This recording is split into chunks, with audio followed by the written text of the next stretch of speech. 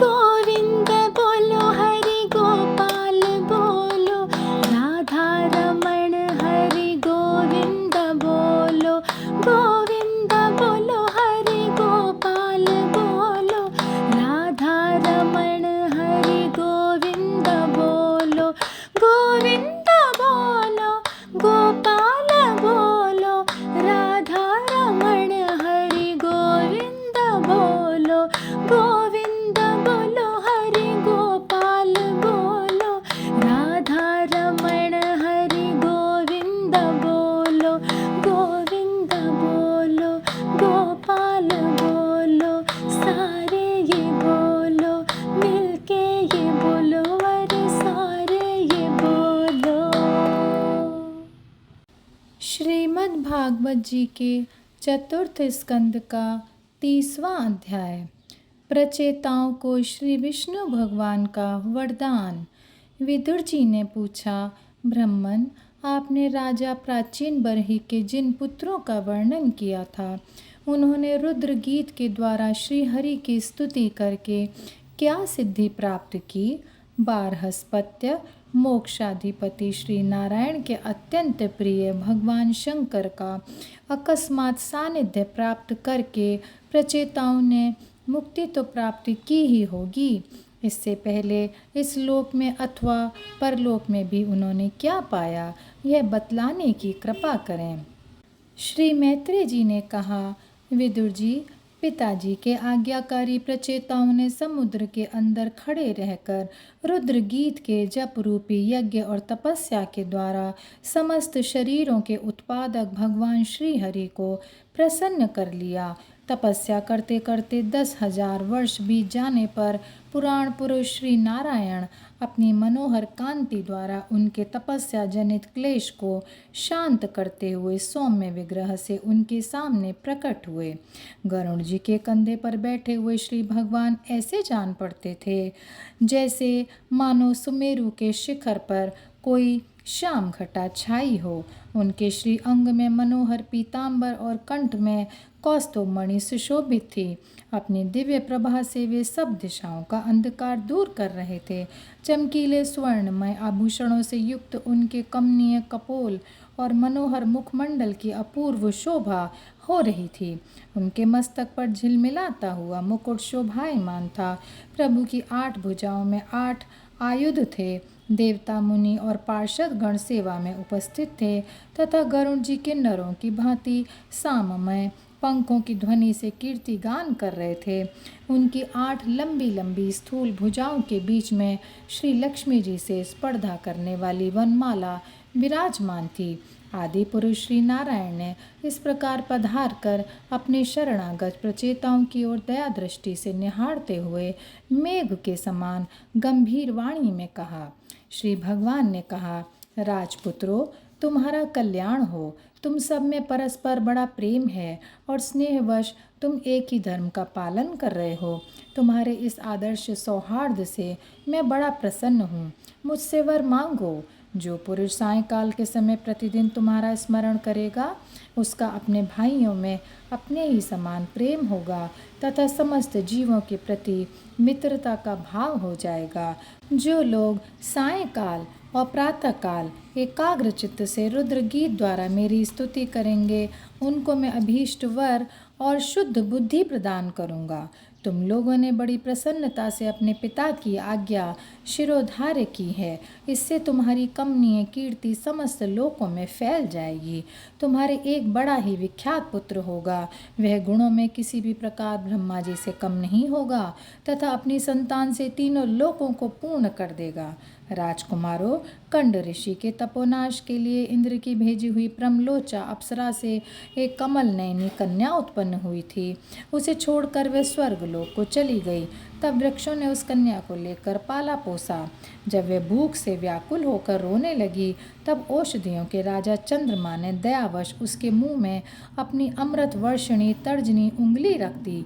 तुम्हारे पिता आजकल मेरी सेवा भक्ति में लगे हुए हैं। उन्होंने तुम्हें संतान उत्पन्न करने की आज्ञा दी है, अतः तुम शीघ्र ही उस देवोपम सुंदरी कन्या से विवाह कर लो। तुम सब एक ही धर्म में तत्पर हो और तुम्हारा स्वभाव भी एक सा ही है, इसलिए तुम्हारे ही समान धर्म और स्वभाव वाली वह सुंदरी कन्या तुम सभी की पत्नी होगी तथा तुम सभी में उसका समान अनुराग होगा। तुम लोग मेरी कृपा से 10 लाख दिव्य वर्षों तक पूर्ण बलवान रहकर अनेकों प्रकार के पार्थिव और दिव्य भोग भोगोगे।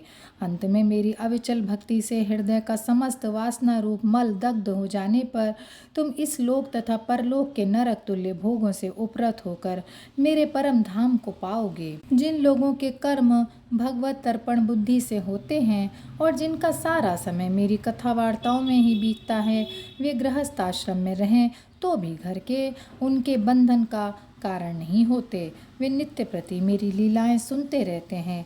इसीलिए ब्रह्मवादी वक्ताओं के द्वारा मैं ज्ञान स्वरूप पर ब्रह्म उनके हृदय में नित्य नया नया सा भासता रहता हूँ और मुझे प्राप्त कर लेने पर जीवों को न मोह हो सकता है, न शोक और न हर्ष ही। श्री मैत्री जी कहते हैं, भगवान के दर्शनों से प्रचेताओं का रजोगुण तमोगुण मल नष्ट हो चुका था। जब उनसे सकल पुरुषार्थों के आश्रय और सबके परम सोहद श्रीहरि ने इस प्रकार कहा, तब वे हाथ जोड़कर गदगद वाणी से कहने लगे। प्रचेताओं ने कहा, प्रभु आप भक्तों के क्लेश दूर करने वाले हैं, हम आपको नमस्कार करते हैं। वेद आपके उदार गुणों नामों का निरूपण करते हैं।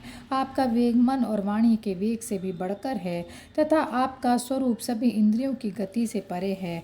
हम आपको बार बार नमस्कार करते हैं। आप अपने स्वरूप में स्थित रहने के कारण नित्य शुद्ध और शांत हैं। मन रूप निमित्त के कारण हमें आप में यह मिथ्या द्वैत भास रहा है।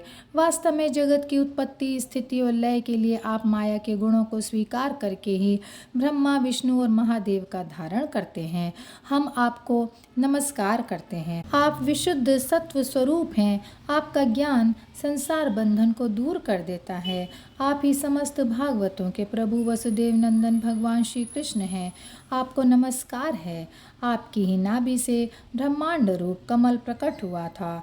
आपके कंठ में कमल कुसुमों की माला सुशोभित है तथा आपके चरण कमल के समान कोमल हैं। कमल नयन आपको नमस्कार है। आप कमल कुसुम की केसर के समान स्वच्छ पीतांबर धारण किए हुए हैं। समस्त भूतों के आश्रय स्थान हैं तथा सबके साक्षी हैं। हम आपको नमस्कार करते हैं। भगवान आपका यह स्वरूप संपूर्ण क्लेशों की निवृत्ति करने वाला है। हम अविद्या अस्मिता राग द्वेष आदि क्लेशों से पीड़ितों के सामने आपने इससे प्रकट किया है। इससे बढ़कर हम पर और क्या कृपा होगी।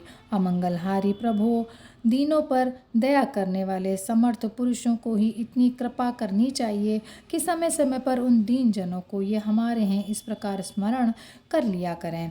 इसी से उनके आश्रितों का चित्त शांत हो जाता है।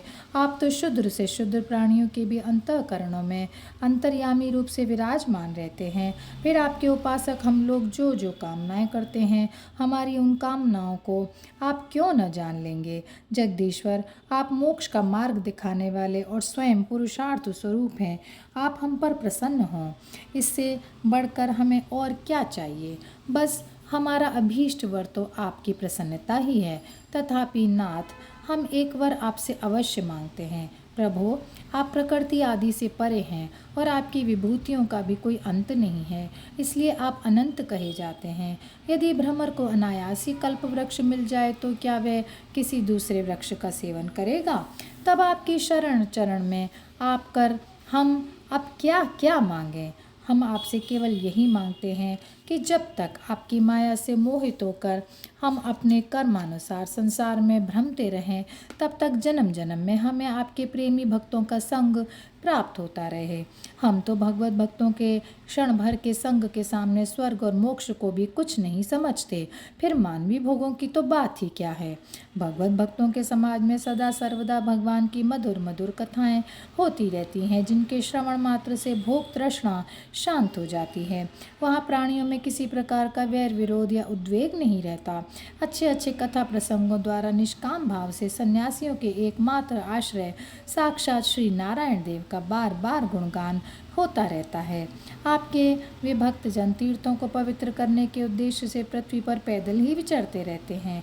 भला उनका समागम संसार से भयभीत हुए पुरुषों को कैसे रुचिकर न होगा। भगवान, आपके प्रिय सखा भगवान शंकर के क्षण भर के समागम से ही आज हमें आपका साक्षात दर्शन हुआ है। आप जन्म मरण रूप दुसाध्य रोगों के श्रेष्ठतम वैद्य हैं, अतः अब हमने आपका ही आश्रय लिया है। प्रभु, हमने समाहित चित्त से जो कुछ अध्ययन किया है, निरंतर सेवा शुश्रूषा करके गुरु ब्राह्मण और वृद्धजनों को प्रसन्न किया है तथा दोष बुद्धि त्याग कर श्रेष्ठ पुरुष सुहदगण बंधु वर्ग एवं समस्त प्राणियों की वंदना की है और अन्न आदि को त्याग कर दीर्घ काल तक जल में खड़े रहकर तपस्या की है, वह सब आप सर्वव्यापक पुरुषोत्तम के संतोष का कारण हो, यही वर मांगते हैं। स्वामिन, आपकी महिमा का पार न पाकर भी स्वयंभू मनु, स्वयं ब्रह्मा जी, भगवान शंकर तथा तप और ज्ञान से शुद्ध चित्त हुए और अन्य पुरुष निरंतर आपकी स्तुति करते रहते हैं। अतः हम भी अपनी बुद्धि के अनुसार आपका यशोगान करते हैं। आप सर्वत्र समान शुद्ध स्वरूप और परम पुरुष हैं। आप सत्वमूर्ति भगवान वासुदेव को हम नमस्कार करते हैं। श्री मैत्री जी कहते हैं, विदुर जी, प्रचेताओं की इस प्रकार स्तुति करने पर शरणागत वत्सल श्री भगवान ने प्रसन्न होकर कहा, तथास्तु। अपरहित प्रभाव श्री हरि की मधुर मूर्ति के दर्शनों से अभी प्रचेताओं के नेत्र तृप्त नहीं हुए थे, इसलिए वे उन्हें जाने नहीं देना चाहते थे। तथापि वे अपने परम धाम को चले गए। इसके पश्चात प्रचेताओं ने समुद्र के जल से बाहर निकलकर देखा कि सारी पृथ्वी को ऊंचे ऊंचे वृक्षों ने ढक दिया है, जो मानव स्वर्ग का मार्ग रोकने के लिए ही इतने बढ़ गए हों।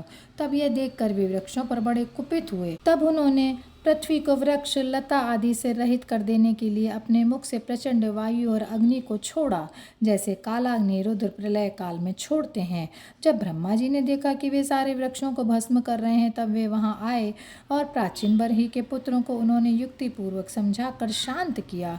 फिर जो कुछ वृक्ष वहां बचे थे, उन्होंने डर कर ब्रह्मा जी के कहने से वह कन्या लाकर प्रचेताओं को दे दी। प्रचेताओं ने भी ब्रह्मा जी के आदेश से उस मरीषा नाम की कन्या से विवाह कर लिया।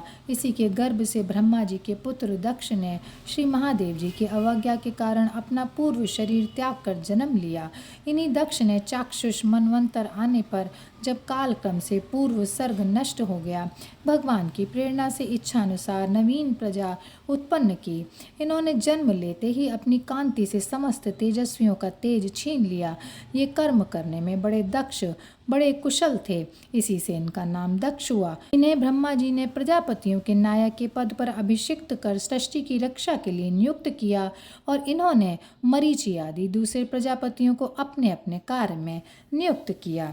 और यहीं पर यह अध्याय समाप्त होता है। जय श्री कृष्णा, जय श्री कृष्णा, जय श्री कृष्णा।